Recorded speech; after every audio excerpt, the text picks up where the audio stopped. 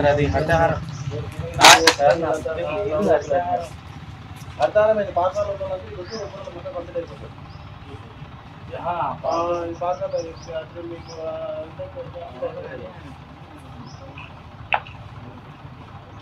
और को नहीं वाला को వీళ్ళ को అనుకుంటా ఉన్నారు ఆనే పడ ఆయన రోజు నక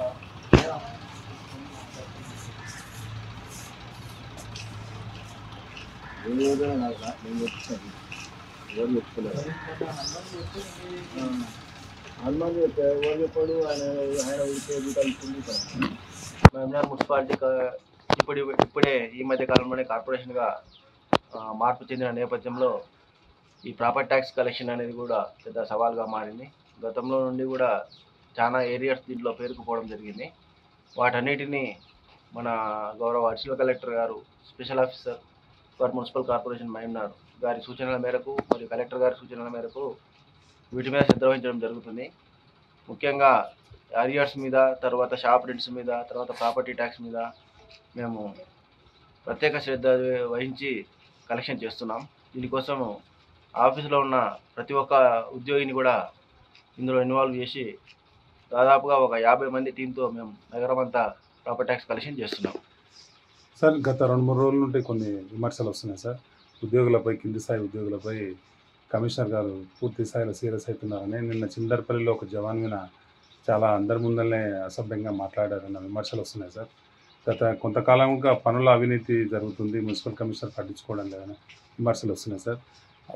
అవి మీ దృష్టికి వస్తే దాని మీద మీ సమాధానం సార్.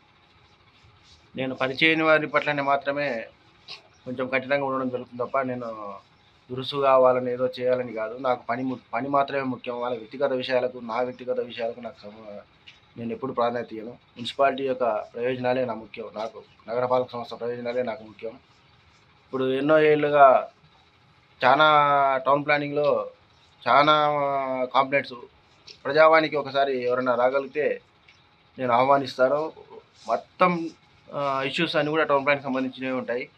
వాటిపై ఎలాంటి శ్రద్ధ తీసుకోవడం లేదు.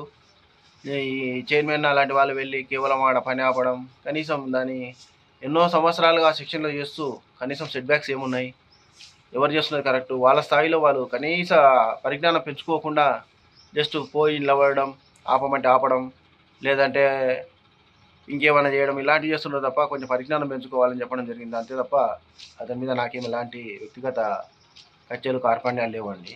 తర్వాత నిన్నగాక మొన్న ఒక బిల్ కలెక్టర్ తోటి బిల్ కలెక్టర్లు కొత్తగా రెగ్యులర్గా వార్డ్ ఆఫీసర్లు వచ్చారు. వాళ్ళకు కొంచెం సాయం చేయమని ఆల్రెడీ మన దగ్గర అవుట్సోర్సింగ్ అతను శానిటేషన్లో చేస్తున్న అతను బిల్ కలెక్టర్గా చేస్తున్నాడు. అతన్ని కొంచెం హెల్ప్ చేయమని అడిగితే అతను హైదరాబాద్ వెళ్ళడం, తర్వాత నాకు వాళ్ళు చచ్చిపోయినండి, వీళ్ళు చచ్చిపోయినండి చెప్పా పెట్టకుండా ఎలాంటి ప్రయర్ ఇన్ఫర్మేషన్ లేకుండా ఆ కొత్త వార్డ్ ఆఫీసర్తో పని తీసుకోవడం కూడా వీళ్ళకి చేత కావడం లేదు. వాళ్ళకు కొంచెం ఏరియా చూపిస్తే వాళ్ళు ట్రైన్ అవుతారు. ఆ తర్వాత వీళ్ళ అవసరం మాకు ఉండదు. ఇప్పుడు కొంచెం వీళ్ళని వచ్చి తోడ్పాటు వాళ్ళకి అందించమని చెప్తే అతను కూడా నిర్లక్ష్యంగా వ్యవహరించడం జరిగింది. అతన్ని కూడా కొంచెం మందలించడం జరిగింది. అంతే తప్ప నాకు వాళ్ళ మీద వ్యక్తిగత కక్షలు కానీ, కార్పణ్యాలు కానీ లేవు. ప్రజలు ముఖ్యం. ఫస్ట్ ప్రజల బాగోగులాల్సిన బాధ్యత ఇప్పుడు కౌన్సిల్ లేనందున ముఖ్యంగా అధికారుల మీద ఉంది. అందులో కొంచెం ఒత్తిడికి లోనవుతున్నారు అందరు ఆఫీసర్లు కూడా, నాతో సహా. ఎందుకంటే ఇలాంటి సిచ్యువేషన్ ఇంతకుముందు ఎప్పుడు ఫేస్ చేయలేదు. అంటే కౌన్సిల్ ఉన్నప్పుడు కొన్ని విషయాలు కౌన్సిలర్ల ద్వారా, చైర్మన్ గారి ద్వారా పరిష్కారం అయ్యేటివి. ఇప్పుడు అన్ని పూర్తి బాధ్యత మాది కాబట్టి యాక్టివ్గా ఉండమని, జర ఇమీడియట్గా స్పందించమని చెప్పడం తప్ప వాళ్ళ మీద ఎలాంటి దుర్భాషలు ఆడడం కానీ వాళ్ళకి నాకు అలాంటి ఇప్పుడు కూడా నేను అలాంటి చేయదలుచుకోలేదు. ఒకవేళ ఆ సిచ్యువేషన్ తగ్గట్టు ఒక గట్టిగా మందలిచి ఉంటే ఉండొచ్చు. అంతేగాని వేరే విధంగా నేను ఎలా చేయలేదు సార్. నిన్న చిందర్పల్లిలో ఏం జరిగింది సార్? అతను యాక్చువల్గా అతనికి 4 వచ్చారండి. అది ఏమైంది, అతను రోజు వెళ్ళి కంప్లైంట్ దారు కలెక్టర్ గారికి పని జరుగుతుందంటే ఏకంగా నేను వెళ్ళడం జరిగింది. నా కింద టౌన్ ప్లానింగ్లో ఏసీపీ గారు, టీపీఓ గారు, టీపీఎస్ గారు, 4 చైర్మన్లు ఇంతమంది ఉండి కూడా ఫీల్డ్ విజిట్కి వెళ్ళడం కానీ వెళ్ళారు. జస్ట్ వెళ్ళి అంతా బాగానే ఉంది, ఏం తప్పు లేదని చెప్పడం, ఇలాంటివి చేస్తే ఏకంగా నేనే ఫీల్డ్కి వెళ్ళాల్సి వచ్చింది. ఆ వెళ్ళిన సందర్భంలో వాళ్ళు మందలించడం జరిగింది. ఇన్ని రోజులు వచ్చారు, మీరు ఇన్ని సంవత్సరాలుగా ఇక్కడ ఉన్నారు, ఈ టౌన్ ప్లానింగ్ సెక్షన్లో పనిచేస్తున్నారు, కానీ మీకు కనీసం సెట్ బ్యాక్స్ పోతే క్లియర్ కనపడుతుంది సెట్ బ్యాక్స్ మెయింటైన్ చేస్తలేడని. ఆ విషయం చెప్పకుండా అతన్ని అంత నేను మొన్ననే వాకప్ చేశాను. ఏందండి అక్కడ ఏముంది, మీ ప్రాబ్లం ఏంటంటే ఆయన ప్లాన్ ప్రకారమే ఉన్నారు సార్ అని చెప్పారు. నేను తీరా వెళ్ళి చూస్తే సెట్ బ్యాక్స్ లేవు.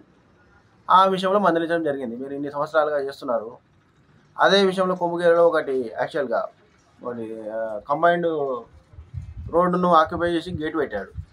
నేను నిన్న మందలించిన వ్యక్తికి సంబంధించిన ఆ ఏరియాని అతను ఆ ఏరియాకి సంబంధించి చైర్మన్.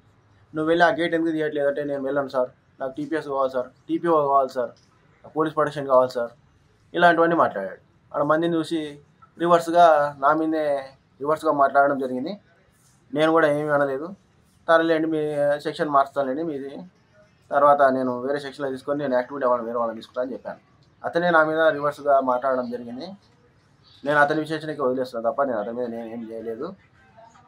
వీళ్ళకి పని చేయమంటే చాలా ఇబ్బందిగా ఉందండి. నలుగురు ఉన్నారు, సపోర్ట్ తీసుకొని వెళ్ళమంటే నాకు వాళ్ళు రావాలి, వీళ్ళు రావాలి, టీపీఎస్ రావాలి, టీపీఓ రావాలి. కనీసం డాక్యుమెంట్ తీసుకొని ఎవరి సెట్ బ్యాక్స్ ఏంటి, ప్లాన్ ప్రకారం ఉన్నారా లేదా అని చూడడం కూడా రావట్లేదు. గత కొన్ని సంవత్సరాలుగా ఈ సెక్షన్లోనే చేస్తున్నారు, వేసి కూర్చున్నారు. కానీ ఎన్నడూ దానిలో ఇన్వాల్వ్ కావడం కానీ, వాళ్ళ పరిజ్ఞానం పెంచుకోవడం కానీ, వాళ్ళ స్థాయిలో ఎవరు తప్పు ఉన్నారు, ఎవరు కరెక్ట్ ఉన్నారు అనే కనీస నాలెడ్జీ లేకుండా వ్యవహరిస్తున్నారనే ఉద్దేశంతో అతను అడిగితే అతను నా మీదే రివర్స్గా మాట్లాడడం జరిగింది. మళ్ళీ అతనే ఏదో వేరే వాళ్ళకి కంప్లైంట్ చేయడము, పేపర్లో రాపేయడం ఇలాంటివి జరుగుతున్నాయి. ఇలాంటివన్నీ కూడా కొంచెం ఫీల్డ్ స్థాయికి కిందికి దిగజారి పర్యవేక్షణ చేస్తుంటే వీళ్ళందరూ కూడా చాలా ఇబ్బందిగా ఫీల్ అవుతున్నారు. ఇంతకుముందు అధికారులు ఎలా ఉన్నారో నాకు తెలియదు, కానీ పైన విషయాల్లో మళ్ళీ ఎట విషయాల్లో తెలియదు, కానీ క్షేత్రస్థాయికి దిగి పని చేయమంటే వీళ్ళకి చాలా ఇబ్బందికరంగా మారింది.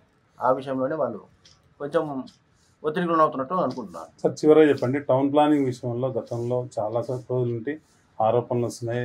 కన్సర్న్ అధికారి రెగ్యులర్ లేదు, హైదరాబాద్లో డిప్యూటేషన్లో కొనసాగుతుందని మీరు గతంలో షోకాజ్ నోటీసు ఇచ్చినట్లుగా సమాచారం ఉంది సార్ మాకు. అయితే వారి పనితీరు ఎందుకు మెరుగుపడడం లేదు? ఒకవేళ మెరుగుపడకపోతే ఉన్నతాధికారులకు మీరు ఎందుకు ఫిర్యాదు చేయలేకపోతున్నారు సార్ ఈ అంశం మీద? ఉన్నతాధికారులే వాళ్ళకు నిజాంపేటలో ఎవరు లేరని నిజాంపేట కార్పొరేషన్ 3 రోజులు కేటాయించడం జరిగింది. ఇప్పుడు మళ్ళీ ఇక్కడ ఉన్న 3 రోజులలో ఇప్పుడు దేవరకద్ర నియోజకవర్గానికి మళ్ళీ ఒకరోజు దేవరకద్ర మున్సిపాలిటీ అయిన సందర్భంలో మళ్ళీ ఏసీపీ గారి సేవలో ఒకరోజు మళ్ళీ దేవరకద్ర కేటాయించడం జరిగింది. ఇందులో కొంత మంచి విషయం ఏంటంటే కొత్త ఏసీపీ గారు ఒకరు వచ్చారు. ఆయన రెగ్యులర్గా 6 days ఉంటారు.